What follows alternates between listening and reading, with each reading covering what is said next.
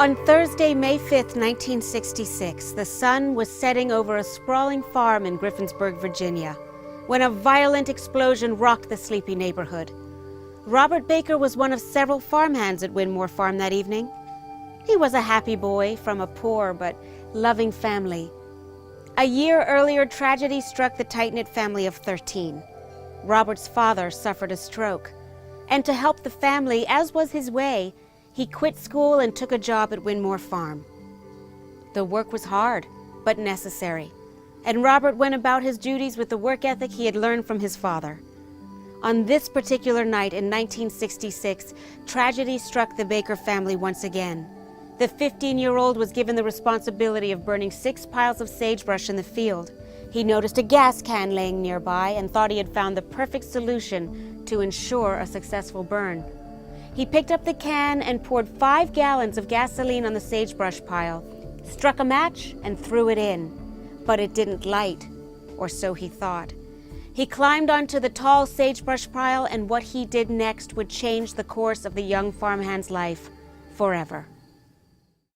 I climbed up on the brush pile and poured more gas on it, and it just exploded. Explosion. Explosion, yes. Wow. How long has it been since you've been here? It's probably been about 36 years. 36 years. Yes. It's a tough place for you to visit. Yes. Are we getting near the spot? Yes, we are. Can you show me the spot? Yes, it was the brush pile right here, and this is where the fire was. Yes. What's that bringing up for you?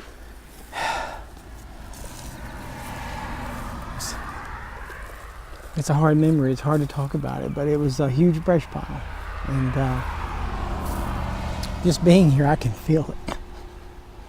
Bringing up a lot of memories, huh? Bringing up a lot of memories. You know, it's just something you don't forget. No. I can still hear the explosion. I can still feel the sticks and the pressure. It just, you know, when I got on top of the brush pile, I fell down in it, and the gas can, the 5-gallon gas can was in my lap.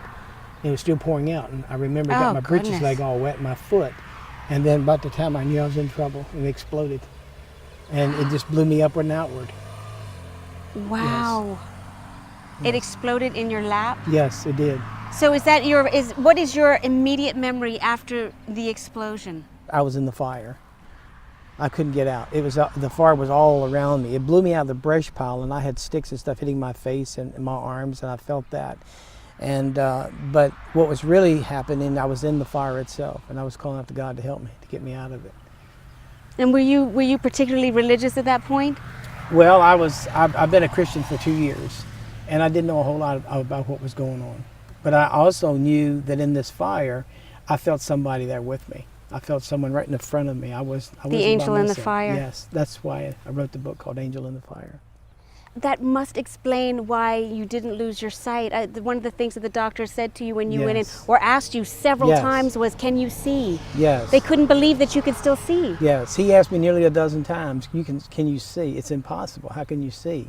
Yes, you know, you didn't get it in your mouth. And he said, you must have your mouth closed. I said, no, my mouth was open, because I was calling out to God for help. Wow. And God brought me through it. You said it took you almost 40 minutes to get over to the Yates house. Yes. You stumbled over to the Yates house, and who was the first person you saw? Frankie Yates came to the door. Mrs. Yates, yes, Mrs. C.F. Yates. C.F.'s wife, yes. And what were you thinking when you saw her? Were you thinking anything? Yes, I was in so much severe pain I could hardly stand the pain. It was like I could hardly breathe, because I was still on fire. I was smoking, I had gas fumes all over me, I was still smoking. Part of my clothes had burned off, part was still on me, and some was stuck to me. And you know, and when I got to the door, I was so afraid I was going to I knew it was bad, because I had to roll on the ground to put myself out. So C.F. Yates was having supper. Yes. Mrs. Yates yelled for him to come to the front of the house. Yes. He saw you and immediately took you to the hospital. He took me to the hospital in his truck. Yes, he did. What was that drive like? Well, we couldn't get there soon enough. And the faster he went, the pressure of the wind made me feel a little bit better. But I felt like there was so much extensive heat from my body, because I'd lost my skin. It was just unbearable. I wasn't burning, but I felt I was. I mean, I didn't lost it all. Nothing could comfort you. Nothing could comfort me. I mean, my skin it looked like I had 4 arms. The skin here just melted off. It was hanging down, and they had to take scissors to clip it off. You said in your book that you remember going through the fire. That just conjures up such a vivid image. Did it feel like slow motion? I know that it's sort of that Yes. human tendency to Yes. make everything into a film, but Well, it really was. It really was a slow motion thing because there was no way out of it. It's just all around me, and wherever I tried to make a step, I was standing on brush. They were blew all around me and around the back of me. Wow. I was so afraid of falling again, and that's when I started, crying out to God to help me to get me out of the fire. And do you think that Mr. Yates's fast action had anything to do with helping to save your life? Yes, I do. I mean, Dr. Henson made it very clear to him he would have made it to Charlottesville.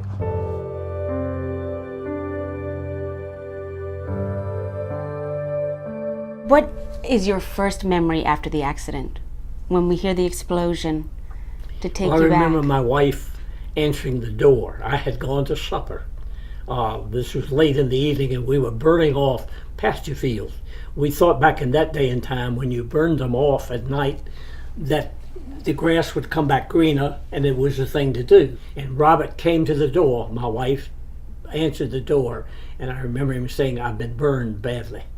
And we immediately, of course, took off from the hospital. That's right. Well, what were your thoughts when you first saw him? Were you thinking clearly? No, I mean, how? I was horrified, if you want to know the truth. Yes, I would like to know the Because truth.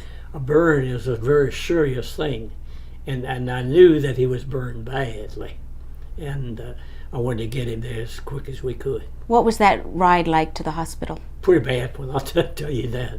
I've had bad ones like that before, working men on the farm and having accidents. I've even had them to have tractor accidents where tractors would run over part of their body or something like that. Oh. So I knew about things like that, but this I knew was very serious.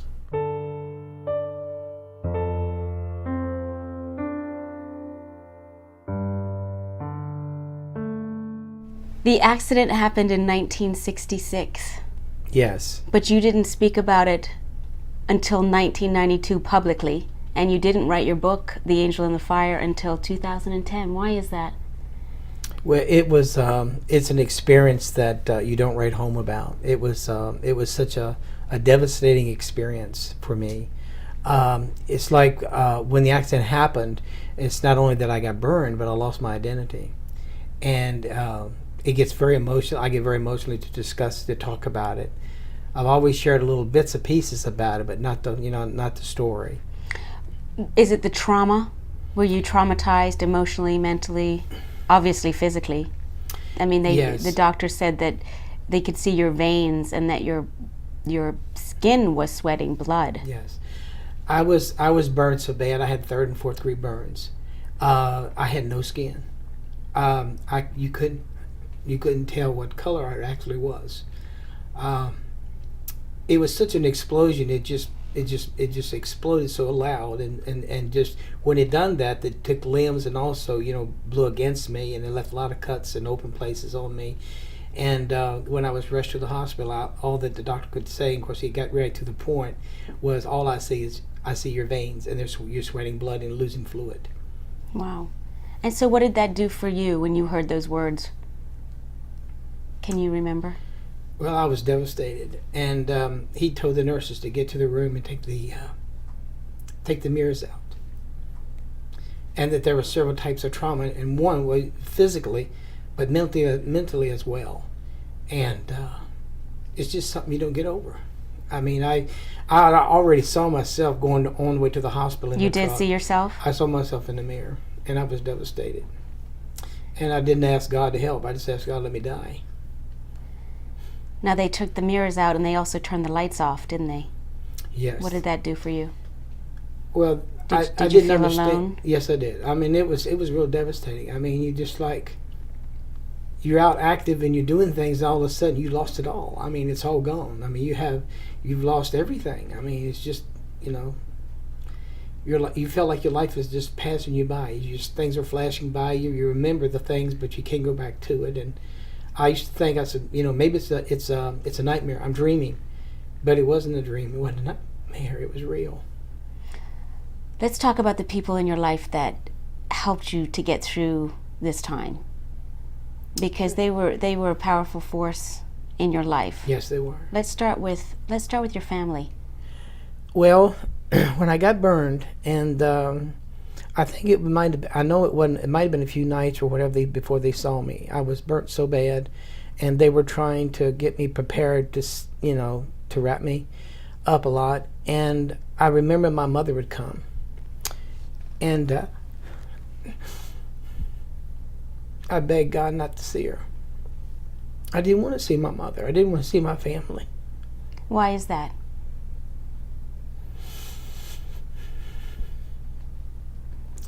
Because I looked the way I looked, I was horrible. Were you worried about how it would make them feel? Yes. I didn't want to frighten my mother. So you were still trying to protect them? Yeah.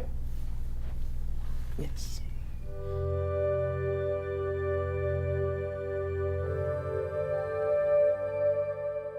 So how old were you when Robert was burned? I was 19 when that happened. What's your first memory of it? Well, of them calling us and letting us know about it, it was just a shock to all of us. It was just horrifying to know that, to go and see him at the hospital, and you didn't know whether he was going to make it or not because it was that bad looking. Yeah. That's right. The doctor said that there wasn't anything that they could do for him. Right. What was the feeling in the family? I mean, we were all shocked. I mean, we were just all shocked. Yes. Yeah. And then going in to see him, and it's just like he looked like a mummy. What was his frame of mind? Well, he was, of course, just, suffering, shocked at what happened, and crying. And they said they didn't know if he was going to make it or not. And the thought of him, if he did make it, being scarred, Mm-hmm. And then afterwards, when, so long afterwards, but within the year and all the scars, actually we had talked about it, looked like a rainbow, just looked like a rainbow.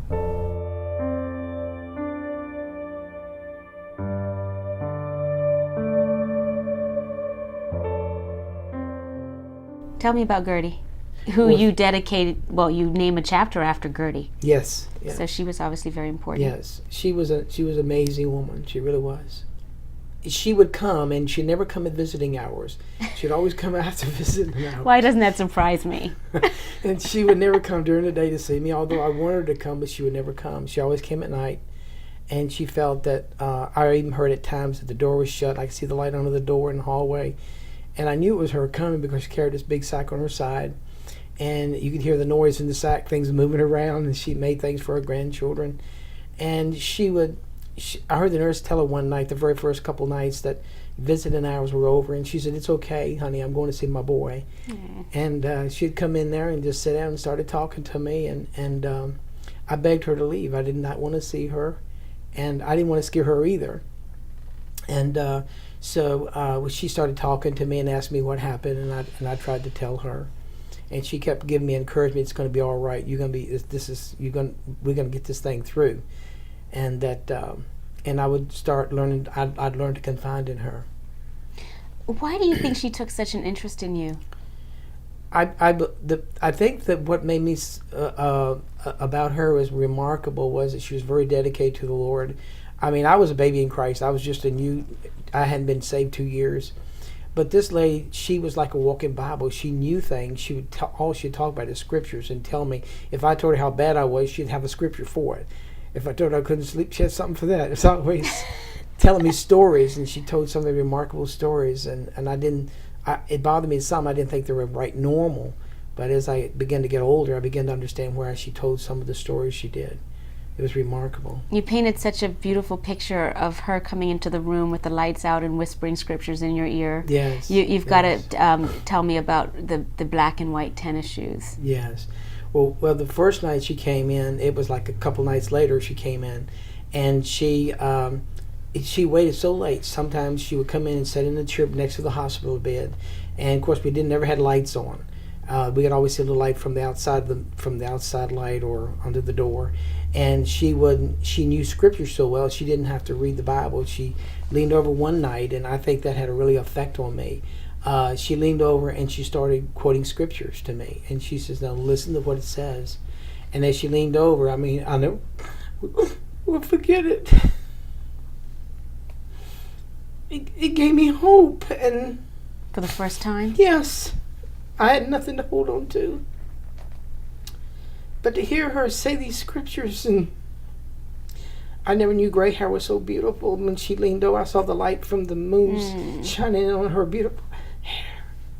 She was like an angel. Yes. She was your angel. And she would quote scriptures to me, and she said, I want you to memorize scripture. And then a few days later, she came in one night, and she said, now I got a flashlight. We can use her flashlight. And she had this old grocery bag, and she pulled out these old tennis shoes. I mean, they're the worst looking tennis shoes I ever saw. And, Hadn't she stolen them from her husband or something? Yes. And she said, if my husband comes and he sees these tennis shoes, you tell him the Lord had need of them. I said, yeah. But that's her character. That's the way she was. No matter what, it had a Lord in something. But she put these old tennis shoes on me, and I couldn't walk for quite a while because of the burns, and I was in such a pain to move. And of course, the skin would be stiff, and if I tried to move, it would bleed. Were they discouraging you from moving? For a while, yes. They would tell me not to. But the doctor then started saying, you got to get up and move around a little bit, you know, and you're going to get, this is not good for you. And so when she put these tennis shoes on me, she says, now I want you to look at these tennis shoes. They were so big, I could put 2 feet in one shoe. And she took some kind of duct tape, and put them all over the tennis shoes and put scriptures on them. And she said, now when you walk, you look at the scriptures, you look down at what that says, and you think about that. Focus on the scriptures. Focus on scripture. And that's how I started walking. Dr. Henson played a big role in your recovery as well. Now, he Yes. was actually a skin specialist, wasn't he? Yes. He told you that he didn't know if there was anything he could do for you. Yes, he didn't expect me to live. He didn't expect for you to live. Yes. You say in your book that your hands were like burnt marshmallows. Yes. Let's see them right now. So, there's no scars on your hands whatsoever. None. I mean, that's pretty miraculous. Yes. And you had them bandaged for Oh, a little over a year. over a year. Yes. That's amazing. Yes.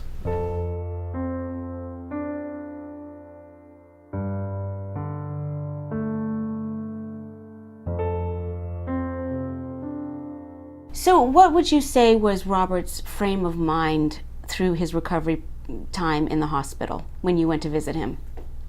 Well, like anybody that's burned badly, I would imagine, he was severely worried that he would never overcome the marks and things that he had on his body and things like that. But as time went along, you could see that he was getting better and that he was coming around to being himself. And God knows that he spent a lot of awesome moments in that hospital and coming around to get back to himself. Because, see, they weren't encouraging him at all. That was the thing that always worried me a lot. And he had to do most of what I'm saying, he did most of it on his own. That's what I was going to ask, actually. What do you think did the job? What do you think helped him get through? I think first his faith. God, he had a lot of faith in God, and he believed that God could heal him, and that he knew that he had a power much greater than us humans here below. He had good doctors too. This Dr. Henson was a great guy, and he, by the way, was a guy that loved the arts too. And if there's any play that came along, he had to be in it. So he entertained Robert as well as healed him. That's right. That's right. Now, you've read Angel in the Fire. Yes, I have. What are your thoughts about the book? How do you think it affects It's a great book. the reader? Great book. It tells it like it is, and that's always important. So often when we read books, we don't know whether they're fiction or what, But in Robert's book, we knew that everything was there, was the truth. Wonderful. And it tells about his ordeals that he had and how he got back to where he didn't have any blemish on his skin. That's a And miracle. that was something. That's that was amazing. a miracle, really. Yeah.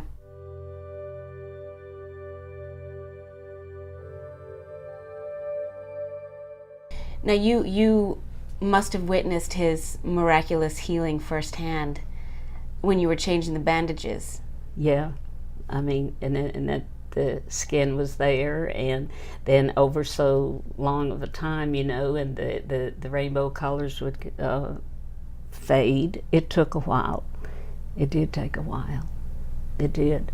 But to see him today with no scars is really miraculous. It is a miracle. It's miraculous. And Absolutely. it's been all these years, and I know back then, and like I say, it took a while for the healing process to take effect, and the burns to fade, and the skin to heal, all the debriefing that had to be done, to take care of the skin to prevent infection. How did it touch your relationship with Robert? Oh, it drew us closer. I mean, and being a big sister, protective. If you had to sum up Robert in a sentence, what would you say? Courageous, miraculous, young man. I mean, spirit is in him.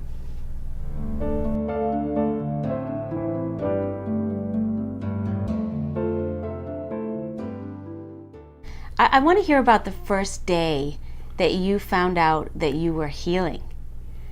When you went in for your checkup Yes. with Dr. Henson, tell me Yes. about that.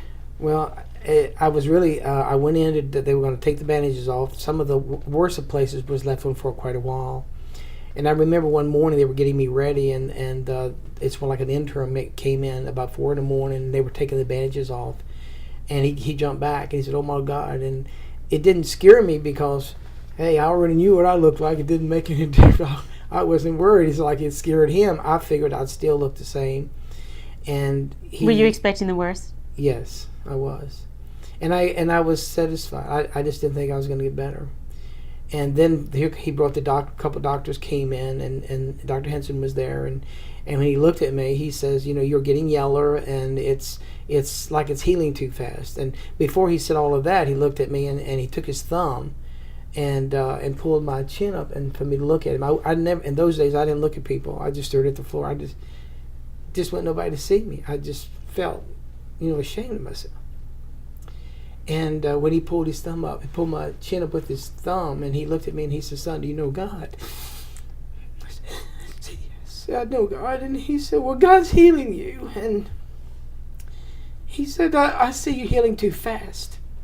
There's a rapidly How is that changing you." possible that you're healing too fast? What did he mean by that? Well, what he was saying was, I was burnt real bad around the eyes, and it was a lot still need to be done inside to be healing and Had you healing. lost all the skin around your eyes My here? eyes, all of this right here was burned. This was gone, and it was just, you could see just but veins. And they said, "You're healing outside the skin, but not much on the inside." And that really scared me. And that's what they meant by too fast. Yes, it was. It looked like when it started healing, it looked like a spider web. Wow. And when Miss Prince came that night, she came to see me. I couldn't wait for her to come, and I told Miss Prince about what happened, what the doctor said, and she got back, and I'll never forget it. I'll never forget it. It gave me some joy, happiness, I guess. She stood at the end of the bed with her little feet, and she said, "Son, God can do anything. He can do it now. He can do it long term." He said, "Who cares? God can do anything." And she danced for a second or two there with her little feet prancing around, and she's just a woman of faith. And she said, "Son, you're on the way to recovery." I wish I could have met that woman. She was a remarkable lady. So that was sort of the beginning of your healing process, and everything obviously healed fine. You didn't heal too fast. Yes. Were there That's right. complications? I never had any complications with it. It was just a slow process. I kept thinking, am I going to stay this way or live this way for the rest of my life? Did you start to have some hope at that stage? A little hope, yes. Yes. Yes. And at this stage as well, your faith is becoming stronger? Yes. I think one thing helped me a lot was, it was like, when your life is going good, everything's going right for you, and you're on top of the mountain, you can sing and you're happy. But with me, the bottom done fell out. I done lost everything. I was losing my dad. He was in poor health. I quit school to help out at home. I felt like I was a big failure. Everything. Just all gone wrong. And one night I was in the room, and I knew right then there was a hope. It was like 3 or 4 o'clock in the morning, and a song came out. It was within me, and God gave me a song in the night. And I'll never forget it. Then I knew God was with me. I felt that for the first time that God was there. Not alone. Not alone. You survived a near-fatal explosion. Yes. You married the woman of your dreams, Yes. Ruby I Baker, married an angel, yes. who used to be Ruby Jewel. Yes, that's correct. How could you not love that name? Yes, it's great. You have 2 wonderful children, Yes. Angela and Richard. Yes, I do. What is your secret? What is your secret? I How did you manage to be such a kind, happy person after so much darkness? I think a lot of it has to be is having a personal relationship with Jesus Christ. Because without that, I mean, he does it all. The scriptures tells us that all things work together for good for them that love the Lord. And I think that I have learned that by being around people. You become like the people you flock with. And the people I've been in my life, like the Yates' family and Gertie Prince and Dr. Henson, and just remarkable people. And you become like that. I mean, you become like those types of characters, and they're it's priceless. Robert closes the book with an invitation to his readers. He asks them to join him as a witness to the power and love of God and Jesus Christ, to whom he gives full credit for being his angel in the fire. There is no doubt that Robert Baker's survival and uncanny healing is a miracle, and he's paying it forward by spreading the word of his salvation. Robert is truly an inspiration and a gift to the world, and I feel blessed to know him. I'm Lana Young.